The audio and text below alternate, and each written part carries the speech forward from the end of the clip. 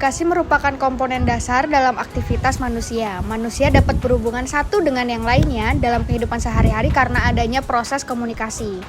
Di dunia ini tidak ada manusia yang tidak terlibat dalam proses komunikasi. Komunikasi sangatlah penting bagi kehidupan manusia karena manusia adalah makhluk sosial yang tidak bisa hidup sendiri.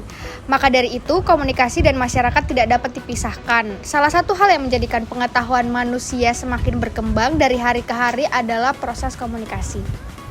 Oke, melanjutkan yang dijelaskan teman saya tadi, bahwa komunikasi itu adalah sebuah proses atau tindakan menyampaikan sebuah pesan atau biasa disebut message, dapat berupa verbal atau tulisan maupun nonverbal atau biasa disebut isyarat. Nah, dari pengirim atau sender sebagai encoder menformulasikan simbol menuju ke penerima atau biasa disebut receiver. Sebagai decoder atau menerjemahkan simbol melalui sebuah medium atau biasa disebut channel untuk memberikan feedback sehingga timbul efek yang di dalam proses tersebut pasti mengalami gangguan atau biasa disebut noise. Nah, komunikasi ini bersifat intensional atau disengaja serta membawa suatu perubahan. Adapun fungsi-fungsi komunikasi yang dijelaskan dalam buku Ilmu Komunikasi Suatu Pengantar dari Deddy Mulyana yang mengutip kerangka berpikir dari William E. Gordon mengenai fungsi-fungsi komunikasi yang terdiri dari 4 fungsi, yaitu yang pertama, fungsi komunikasi sosial. Yang pertama, pembentukan konsep diri, pandangan kita mengenai siapa diri kita, dan itu hanya bisa kita peroleh lewat informasi yang diberikan orang lain kepada kita. Yang kedua, pernyataan eksistensi diri. Salah satu tujuan ingin berkomunikasi adalah untuk menunjukkan dirinya eksis. Yang ketiga adalah untuk kelangsungan hidup, membangun hubungan, dan memperoleh kebahagiaan. Fungsi yang kedua yaitu fungsi komunikasi ekspresif, menjadi instrumen untuk menyampaikan perasaan atau emosi seseorang.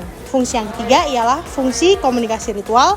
Yang terakhir adalah fungsi komunikasi instrumental, yang dimana tujuannya untuk membujuk atau mempersuasif. Yang berikut, ada 3 kriteria seorang memiliki kompetensi dalam berkomunikasi. Yang pertama adalah jika audiens dapat memahami pesan yang sama seperti yang disampaikan komunikator. Selanjutnya, apa yang disampaikan bisa berdampak bagi audiens seperti yang diharapkan oleh komunikator itu sendiri. Nah, kriteria yang ketiga atau yang terakhir yaitu pesan yang dipertukarkan dan diciptakan bersama harus etis dan juga benar. Baik, sekarang aku bakal ngejelasin tentang konteks-konteks komunikasi yang terdiri dari komunikasi intrapribadi, komunikasi antarpribadi, komunikasi kelompok atau small group communication, komunikasi publik, komunikasi organisasi, dan yang terakhir adalah komunikasi massa. Aku bakal ngejelasin satu-satu dimulai dari komunikasi intrapribadi. Komunikasi intrapribadi sendiri merupakan komunikasi yang terjadi pada sebuah individu sendiri. Individu berbicara untuk memikirkan atau meyakinkan sesuatu yang diindiranya. Individu tersebut memiliki 2 peran sebagai encoder dan decoder. Landasan dari sebuah konteks komunikasi. Lalu yang kedua adalah komunikasi antar pribadi. Adalah sebuah komunikasi antar individu satu mengirimkan suatu pesan dan dibalas pesan oleh individu yang lain.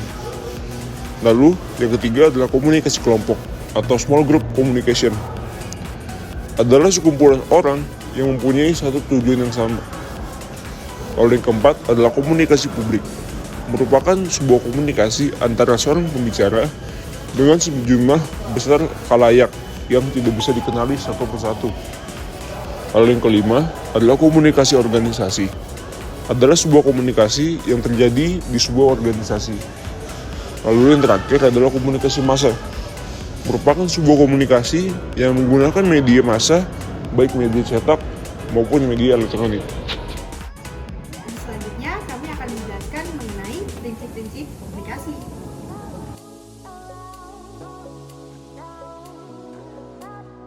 Komunikasi adalah proses simbolik. Lambang atau simbol adalah sesuatu yang digunakan untuk menunjuk sesuatu lainnya berdasarkan sepakatan sekelompok orang. Nah, lambang ini meliputi kata-kata atau pesan verbal, perilaku nonverbal, dan objek yang maknanya disepakati bersama. Kemampuan manusia menggunakan lambang baik dalam penyandian ataupun penyandian balik. Manusia dapat berbagi pengalaman dan pengetahuan. Setiap perilaku mempunyai potensi komunikasi. Tidak berarti bahwa semua perilaku adalah komunikasi. Namun, komunikasi terjadi bila seseorang memberi makna pada perilaku orang lain atau perilaku dirinya sendiri. Nah, setiap perilaku ini seseorang punya potensi untuk ditafsirkan. Ketika seseorang tersenyum, cemberut, berdiam diri, ketika seseorang mengundurkan diri dari komunikasi, kemudian menyendiri, sebenarnya seseorang tersebut mengkomunikasikan banyak pesan. Orang lain akan menafsirkan tersenyum berarti gembira, cemberut ditafsirkan ngambek, diam ditafsirkan sebagai malu, segan atau ragu-ragu. Bahkan ditafsirkan marah. Yang ketiga adalah komunikasi memiliki dimensi isi dan dimensi hubungan. Dimensi isi disandi secara verbal, sedangkan dimensi hubungan disandi secara nonverbal. Dimensi ini menunjukkan muatan atau isi komunikasi, yaitu apa yang dikatakan, sedangkan dimensi hubungan menunjukkan bagaimana cara mengatakan. Bagaimana cara mengatakan ini mengisyaratkan bagaimana hubungan peserta komunikasi dan menunjukkan bagaimana pesan itu ditafsirkan.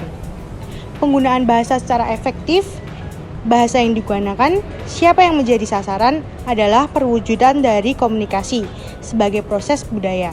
Selanjutnya, dalam dimensi isi juga dinyatakan bahwa sistem pengetahuan berperan sangat penting. Pengetahuan merupakan substansi yang tidak terlepas dari isi komunikasi. Berikutnya, saya akan menjelaskan tentang komunikasi itu berlangsung dalam berbagai tingkat kesenjangan.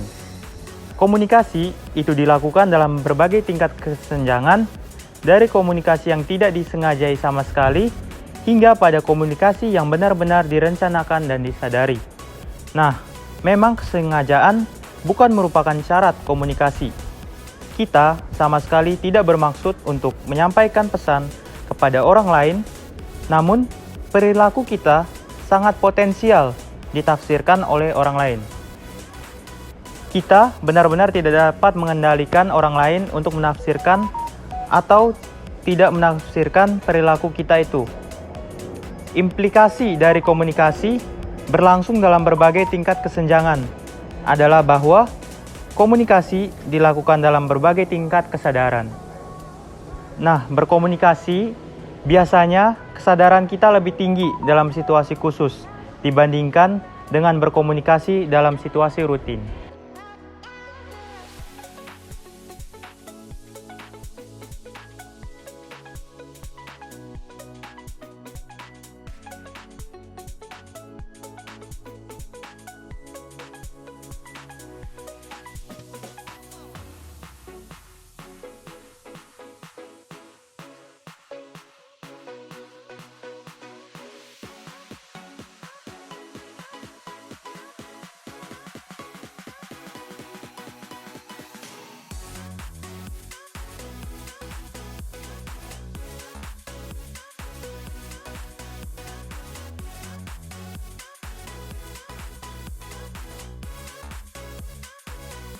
Nah, untuk yang berikutnya adalah komunikasi melibatkan prediksi serta komunikasi. Prinsip ini mengasumsikan bahwa hingga derajat tertentu ada keteraturan pada komunikasi manusia. Dengan kata lain, bahwa karena perilaku manusia memiliki keterutunan, maka minimal secara parsial dan tidak dapat diramalkan. Ketika orang-orang berkomunikasi, mereka meramalkan efek. Perilaku komunikasi mereka, ini artinya bahwa efek yang terjadi dalam komunikasi dipengaruhi oleh aturan atau tata krama. Dan oleh sebab itu, dalam berkomunikasi, orang mempersiapkan strategi tertentu yang baik berdasarkan bagaimana orang yang menerima pesan akan merespon. Komunikasi bersifat sistematik. Setidaknya ada dua sistem dasar yang beroperasi dalam transaksi komunikasi, yaitu sistem internal dan sistem eksternal. Yang pertama, sistem internal adalah seluruh sistem nilai yang dibawa individu ketika ia melakukan komunikasi. Istilah lain yang digunakan para pakar tentang sistem internal ini adalah kerangka rujukan atau frame of reference, bidang pengalaman, field of experience, struktur kognitif struktur, pola pikir, thinking patterns, keadaan internal status, dan sikap atau attitude. Nah, yang kedua, sistem eksternal adalah seluruh unsur-unsur dalam lingkungan di luar dirinya sendiri, termasuk kata-kata yang ia dipilih untuk berbicara. Isyarat fisik peserta komunikasi, kegaduhan di sekitarnya, penataan ruang, cahaya, dan suhu ruangan. Semakin mirip latar belakang sosial budaya, semakin efektif komunikasi. Komunikasi akan menentukan bentuknya secara lebih baik apabila menggunakan komponen-komponen budaya. Komunikasi yang efektif adalah komunikasi yang hasilnya sesuai dengan harapan para pesertanya atau orang-orang yang terlibat dalam komunikasi tersebut. Makna suatu pesan, baik verbal maupun non-verbal, pada dasarnya terikat oleh budaya. Kesamaan dalam hal-hal tertentu, misalnya agama, ras, suku, bahasa, tingkat agama, pendidikan, tingkat ekonomi, hobi akan mendorong orang-orang untuk saling tertarik sehingga pada gilirannya menjadi dekat dan komunikasi menjadi efektif. Nah, yang berikutnya saya akan menjelaskan tentang komunikasi itu bersifat non-sekuensial atau tidak berurutan. Unsur-unsur proses komunikasi tidak terpola secara kaku. Pada dasarnya, unsur-unsur komunikasi tidak berada dalam satu tatanan yang bersifat linear, sirkular, helikal, atau tatanan lainnya.